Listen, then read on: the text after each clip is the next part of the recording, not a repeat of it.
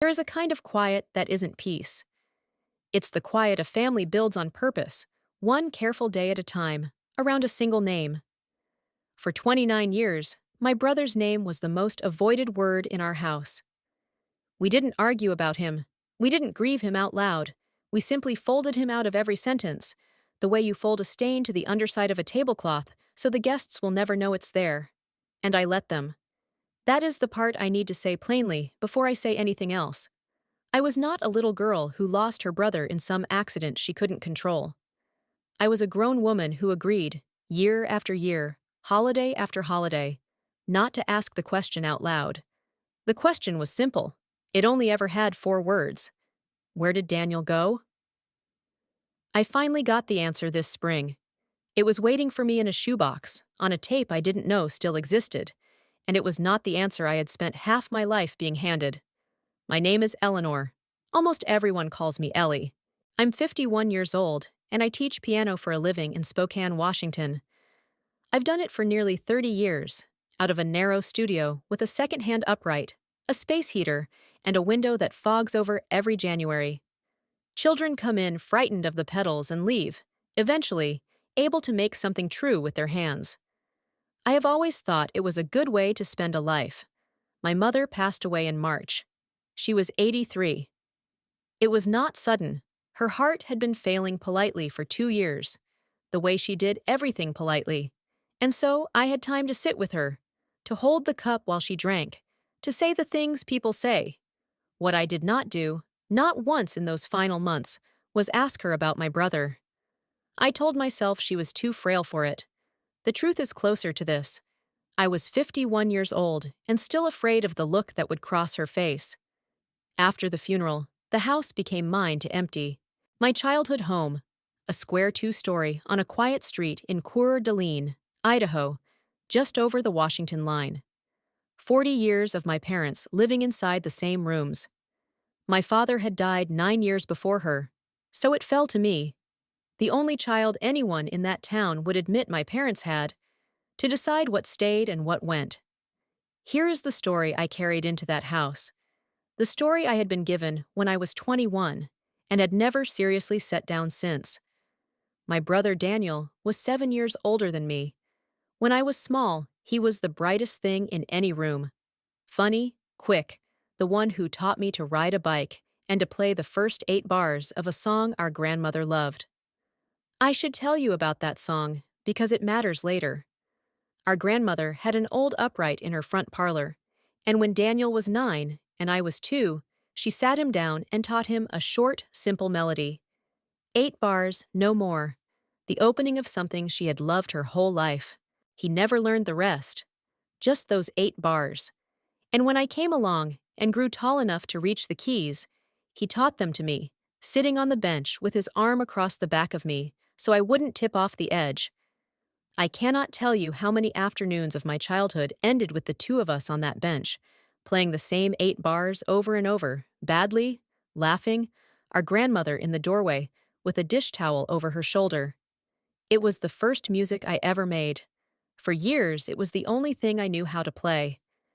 Then, the spring I turned 21, something happened with money. A great deal of money.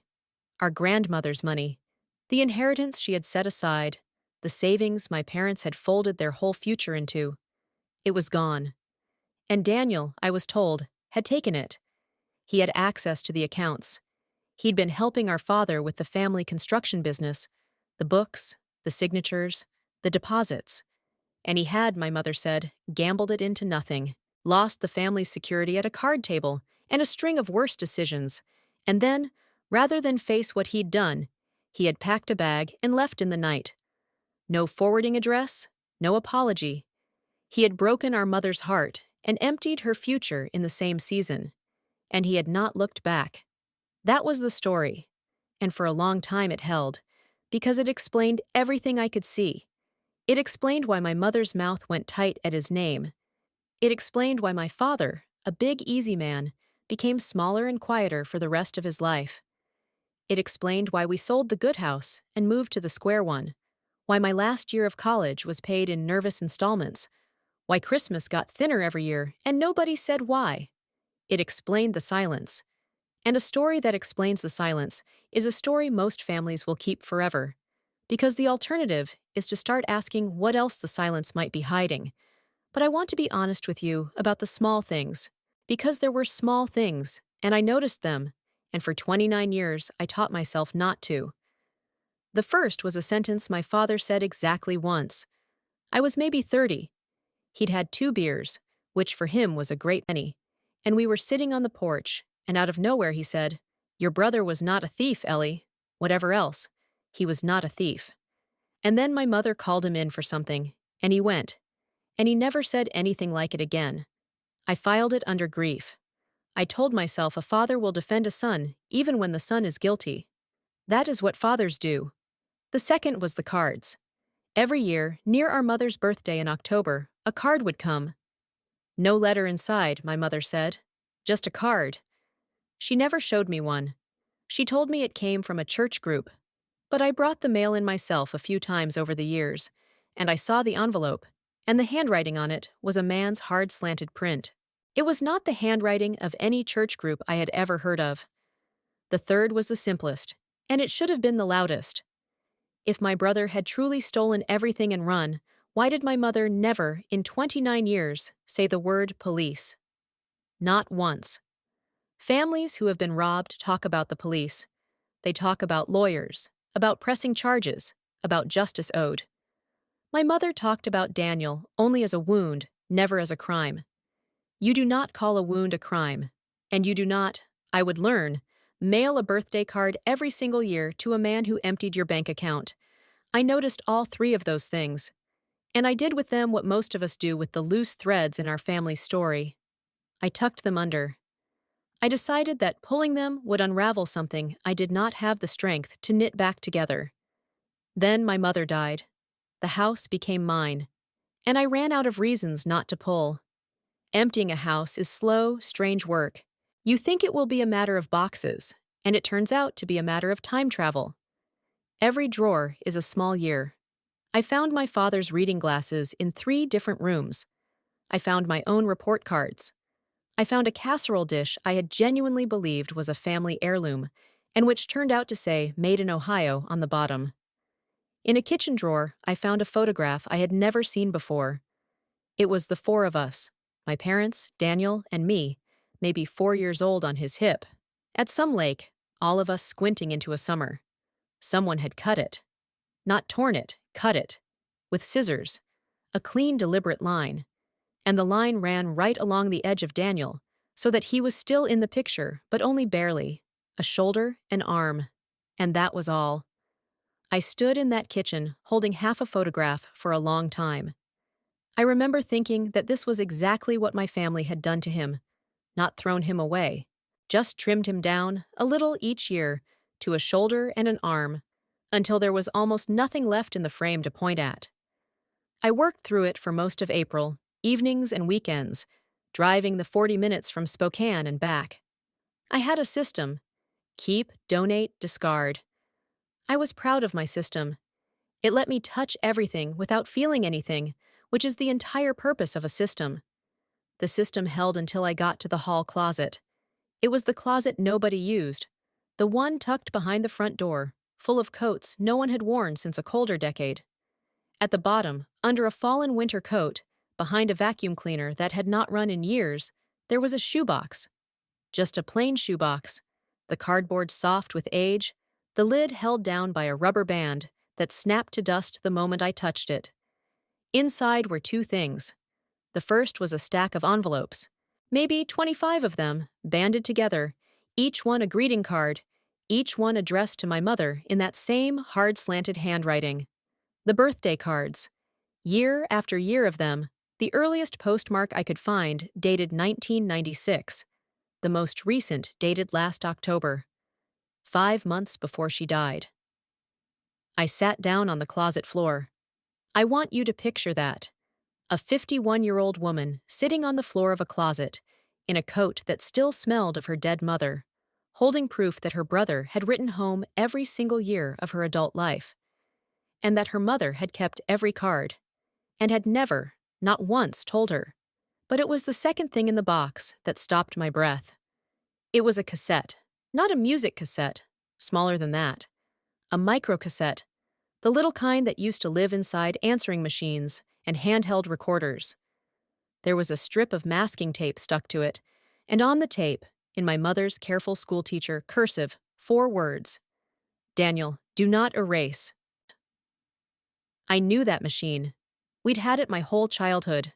A beige answering machine that sat on the kitchen counter under the wall phone, with a little tape inside it that caught the voices of everyone who called while we were out. I had no idea it still existed. But my mother kept everything, and when I climbed to the attic and opened the right box, there it was. The cord wrapped neatly around it, the beige gone yellow with age. I carried it downstairs. I plugged it into the kitchen wall, in the same house, a few feet from where it used to live. I slid the little tape in. My hands, I will tell you honestly, were not steady. And I pressed play. There was a hiss. The particular hiss of old tape, of a recording made on a kitchen counter a long time ago. And then there was my brother's voice. I had not heard it in 29 years. I want to tell you it sounded like a stranger. It did not. It sounded like Daniel. 28 years old, tired, careful, close to the microphone like a man trying not to wake a sleeping house. I'm not going to give you his words exactly. Some of them belong only to me, and I have played that tape enough times now that I could repeat everyone, and I have decided not to. But I can tell you what he said. He said he was calling on purpose at a time he knew the house would be empty, because this was the only way left to say it. He said that by the time anyone heard this, he would already be gone, and that he needed me. He said my name, he said Ellie. He was not talking to our parents, he was talking to me. He needed me to hear one thing and to keep it. He had not stolen anything. The money was lost. That part was true. But it was lost the slow, ordinary way money is lost. A business failing, loans called in, a few bad decisions made by a frightened man who was not Daniel. It was lost by our father. And when it was gone, and our grandmother's side of the family began asking hard questions, and the shame of it threatened to land squarely on our father and pull the whole house down with him, his name, the business, my last year of school, all of it. Somebody had to be the reason. Families in trouble, Daniel said on that tape, will always go looking for a door to put the blame behind. And he was 28 and unmarried, and his name was already on the accounts. So he had agreed to be the door. He had agreed to let them say it was him. He had agreed to leave. And the condition our parents set, the condition he was honoring even as he spoke into that machine, was that he would not contact me. Because I was 21 and I loved him, and they were certain, and he on the tape did not entirely disagree, that if I knew the truth, I would burn my own future down just to stand next to him in the fire of it. I would leave school. I would split the family in public. I would lose the very thing they had sacrificed him to protect. So he was leaving quietly, and he was leaving me this tape, on the machine, hoping our mother would find it before our father did, hoping she would keep it, hoping that someday, when it was finally safe, she would let me hear it. And then, near the end, he said the thing I have not been able to stop hearing since. He said, "Keep playing."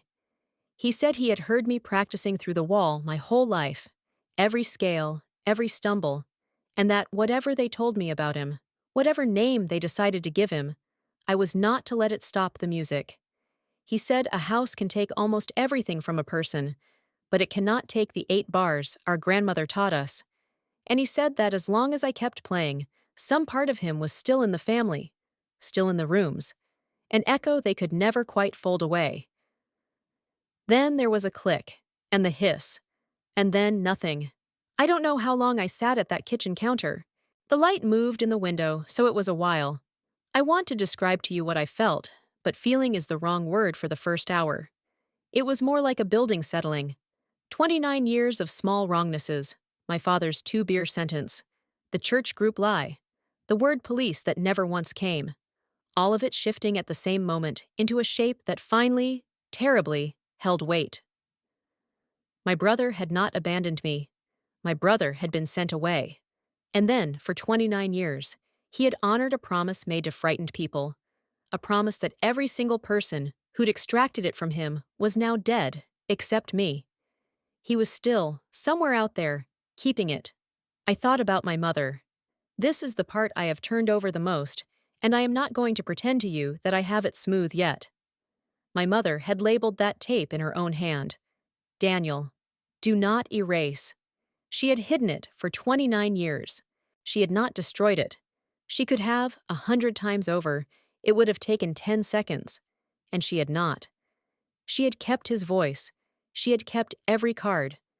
She had, I think, always intended for me to find this, on the far side of her own life, when she would not have to watch my face do what it was doing now. That is not nothing. I want to be fair to her. Keeping the tape was a kind of love, even if it was a coward's kind. A love that waited until it was safe for her and not for anyone else. But she could have told me. For 9 years after my father died, she was free to tell me, and she did not. She let me go on believing my brother was a thief, because the truth would have required her to also say a much harder sentence out loud, that she had helped trade her son for her husband's good name, and had let her daughter grow up loving a lie, because the lie was quieter to live beside. I loved my mother. I will love her until the day I die. And she did a thing I'm not able to call anything except wrong. Both of those are true. I have stopped waiting for them to stop being true. I did not tell anyone for 2 weeks. I want to admit that to you, because it was not strength.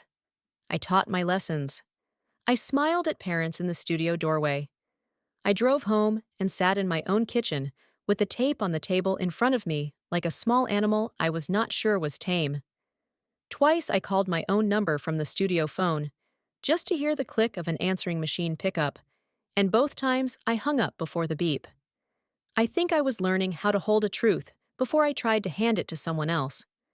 A truth that large, handed over too quickly, can break the person catching it. I had been the person catching it. I knew exactly how much it weighed. The cards gave me a place to start. I spread all of them out on my parents' dining room table, in order, like a deck I was learning to read. Most had no return address, but the postmarks did not lie.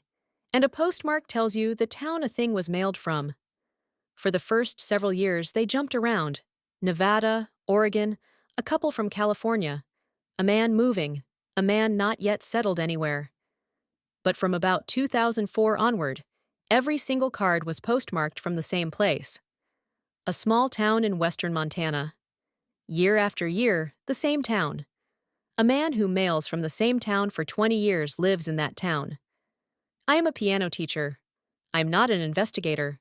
But it turns out you do not need to be in a small town when you have a first and last name and 20 years of patience narrowed down to one zip code. I won't walk you through every step, because most of them were just me at my kitchen table in Spokane, being careful and being frightened in roughly equal measure. A county where property records are public, a name on a small parcel of land, a listing for a one-man business, furniture repair and restoration, the kind of shop that fixes the chairs other people have already given up on. DVOS, restoration and repair. My brother fixed broken things for a living. I sat with that for a long while. Of all the trades in all the world, he had spent 29 years quietly putting broken things back into one piece, charging people fairly, and handing the things back better than he got them.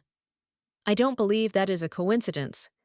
I think it is the closest thing to a confession a careful man will ever allow himself to make.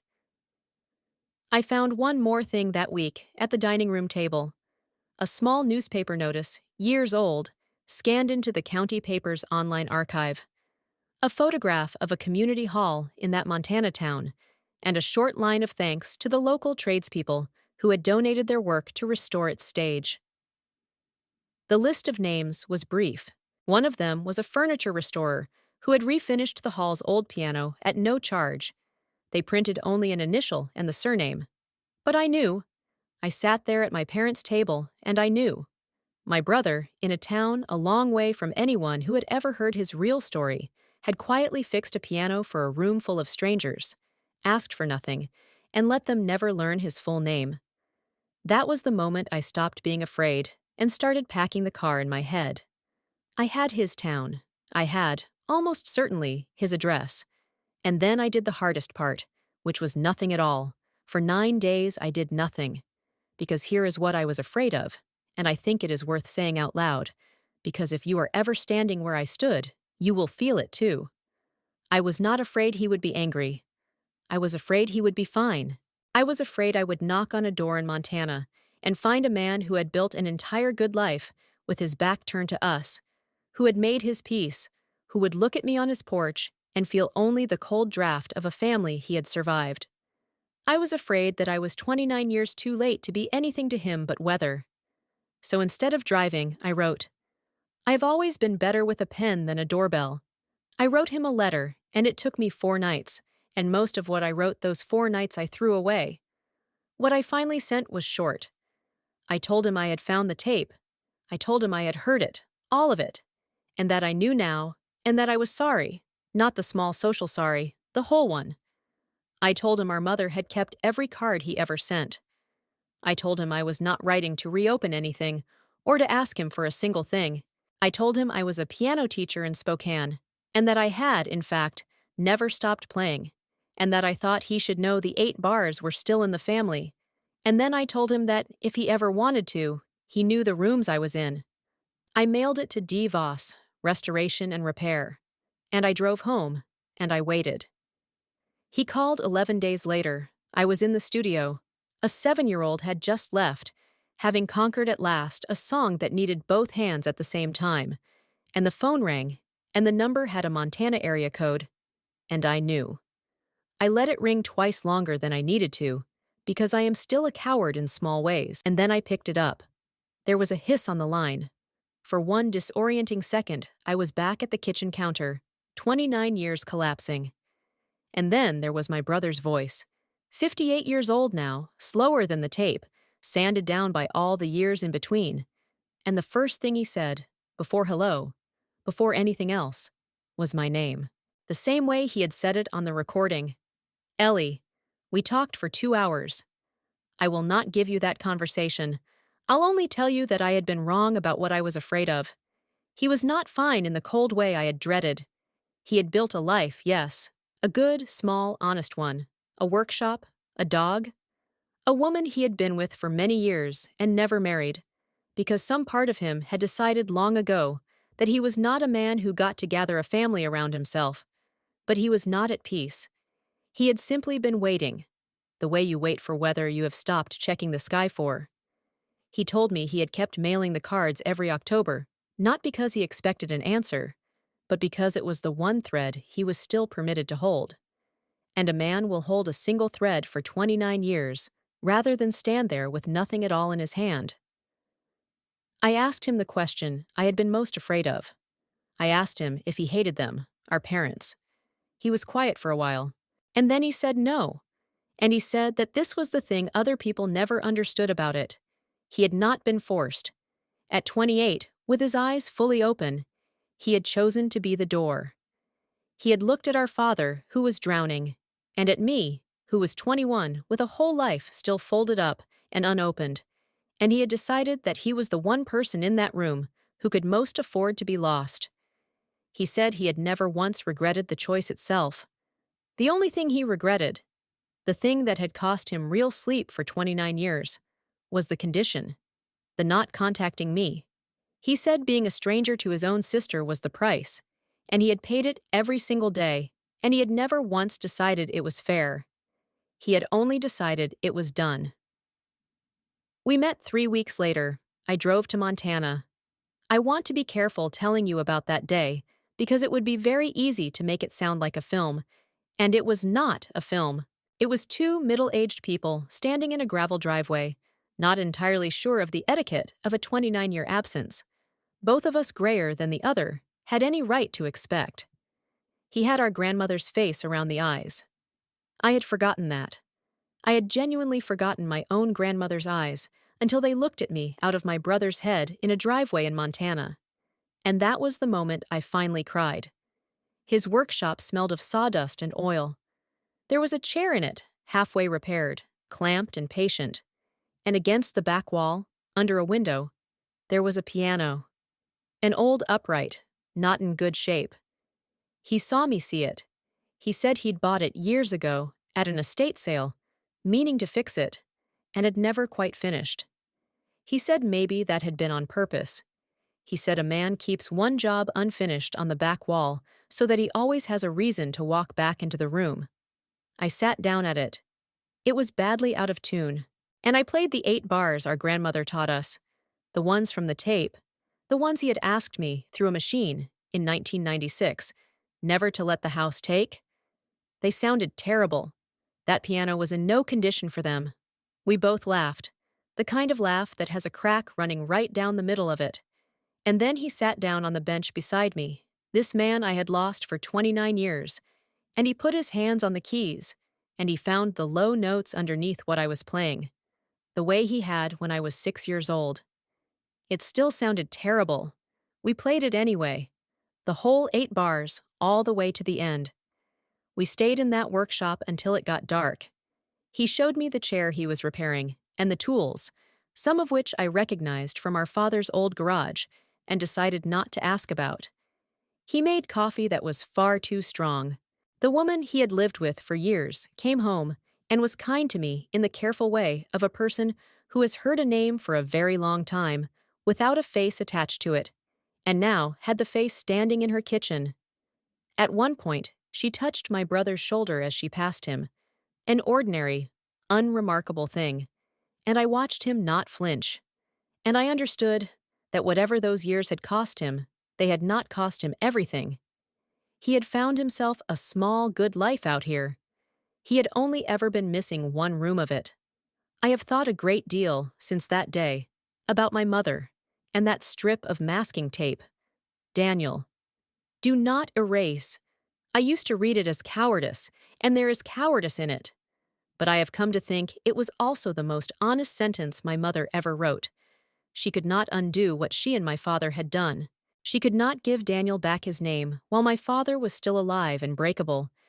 And she could not, after he died, find the courage to give that name back to me face to face. But she could refuse to erase him.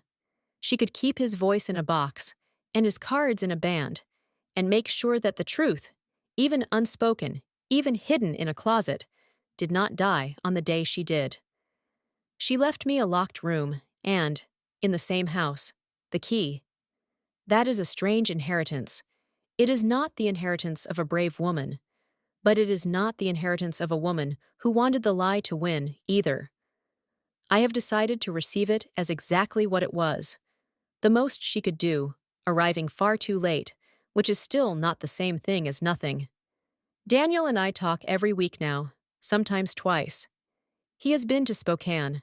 He sat in the back of my narrow studio while a 9-year-old played her recital piece, and afterward he told me the room sounded like our grandmother's front parlor, and I had to step into the hall for a minute. He is 58, and I am 51, and we are not going to get the 29 years back.